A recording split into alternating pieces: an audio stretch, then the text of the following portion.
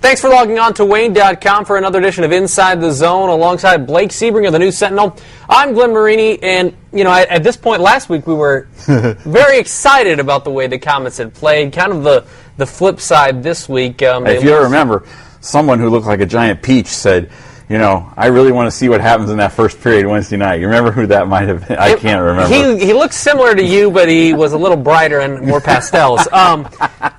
A little brighter intellectually, is that what you're saying? I wasn't going to go that route, Okay, but we could.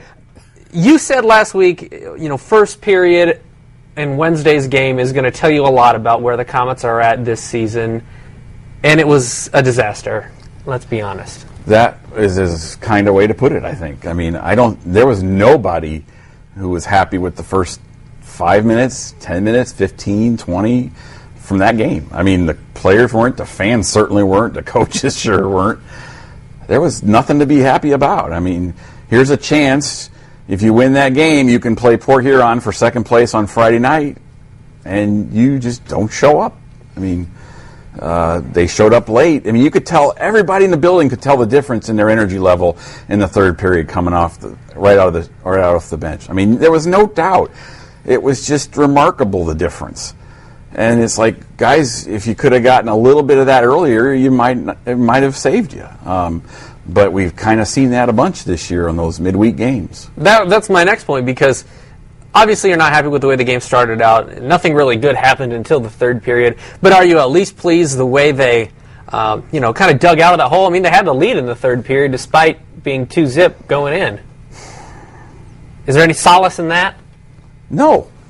No, I don't think there is. I mean, no, I don't think there is. If they'd have held the 3-2 lead, all right, then I might cut you some slack. But the way they gave it up too, it's another turnover, and the effort was so up and down. I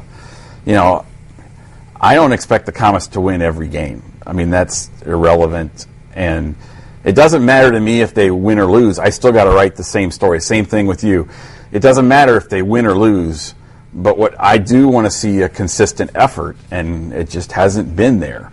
The fact that they had been struggling on Wednesday night, midweek games, Tuesday night games is not a surprise. It's common knowledge among the coaching staff and the players and everybody. It's like, okay, so what are you going to do to change that, And, we just saw it 2 weeks ago when they lost to Dayton, at home. And then they came back the next Wednesday, and they came out pretty hard, and they won against Bloomington. But again, you got to find some consistency, and there's less than 30 games left in the season now. We've talked about this same thing week after week. It's when is it going to come? I kind of looked at that game, and I kind of equated it to the whole season. You have a really inconsistent effort, and you kind of play down to their skill level, and you let them in the game, you let them hang around, and then you try to win it all in the last 5 minutes. And I kind of look at that kind of way as kind of the way the season's going, is they're trying to turn it up the last 20, 25 games, and you hope that that's enough to carry them into the playoffs on a hot string. And it wasn't enough on Wednesday night, and I think it's an open question whether if they can even get it turned up that much, if that's going to be enough going into the playoffs. Yeah, that was my next question. Is this a team that, we saw them last season, they struggled with injuries, so it was tough to really get a grasp on it, and then in the playoffs obviously turned it on. Is this a team that can flip the switch, you think, and turn it on when they need it? I don't know. It's like we've talked about, Glenn. The goaltending has been absolutely amazing this year. Tim Hawn's first in the league, Nick Moucher is third. Here's a fascinating stat for you. They have a chance for only the second time in their 58-year history to finish in the top 10 in franchise history in the lowest goals against and the lowest goals for. In 58 years, it's only happened one other time, and that was in 1956. That is just absolutely astonishing. And that team didn't make the playoffs. But that's what kind of a strange year this has been, that they could finish second. Right now, I think they have the second lowest goals against average of any Komets team ever, and I think they're like seventh in goals for, the least amount of goals for of any Komets team ever.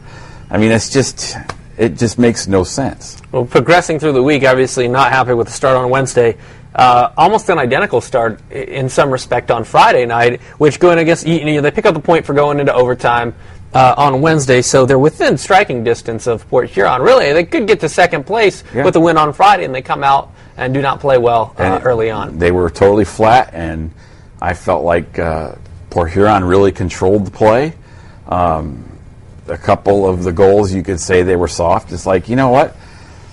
I don't necessarily agree with strictly blaming the goaltenders on that. It's like the goaltenders have been saving their bacon all year. They're going to have one off night a year. I mean, they're kind of like it's allowed. Like everybody else has got to step up. Then when are they going to step up for them? I mean, when are they going to get somebody rescuing their off night? And it's kind of a sad thing because I think Coach Al Sims knows he has to put the pressure on the goalies. He's got to have them. They have to be the man. And that didn't happen Friday night. But nobody else stepped up either. I mean, nobody did anything. And I think that it just puts more pressure on the goalies. Midway through the second period, Brad McMillan got his bell rung. They're pretty good. Went straight to the locker room. Any update on that? He was fine. He came back and he fought the guy later, or tried to fight the guy later. The guy turtled, and that was the 7-minute power play that really cost them any chance to come back in the game. Brad was just mostly upset. I mean, he was just so mad. And he was fine at practice today, and he's good to go. And another injury I want to ask you, I guess it's not technically an injury. David Huckalow, where is he physically? What do you see with him? Because obviously here's a guy who, is Turner Cup MVP, and he came into camp still a little bit rusty, coming off surgery, and where's he going to be in long term for this season? I don't know. That's going to be a fascinating answer because he hasn't been skating yet, and he goes to the doctor later this week to get an update on where he's at. I think you got to wonder. I think it's a fair question to ask: is there enough time left for Huck to get into shape to skate? And if he does, who comes out? How do you decide that? That's an interesting question that they're going to have to cross, because he's not able to skate right now, and it's going to take him quite a bit of time to get back into shape again and get his hands back in that too, if he's able to. I mean, we don't know yet. That's another X factor out there. And then, you can look at it too, is no other team out there is going to be able to add a player of Huckalow's capability and on all-around game too, if they can get him back. I mean, that could be a major addition to the lineup too. So that's kind of an X factor out there. All right. Let's switch gears a little bit now. I'm a little tired of banging on the Komets a little bit because, I guess time will really tell whether they can stay consistent, whether they really can turn it on. We had some fun to practice today. If we talk about that real quick, the Americans and the Canadians were really going at it today, as you can imagine. And they were having a blast out of practice, the Americans. Sean O'Connor wore his USA uniform onto the ice, and the Americans all sang the national anthem, and the Canadians are pretty sour. I mean, they are not a happy crew. I would think not after not exactly the Martin Brodeur fan club right now. I would guess. He was a little unhappy as to how the game ended up and unfolded the other night.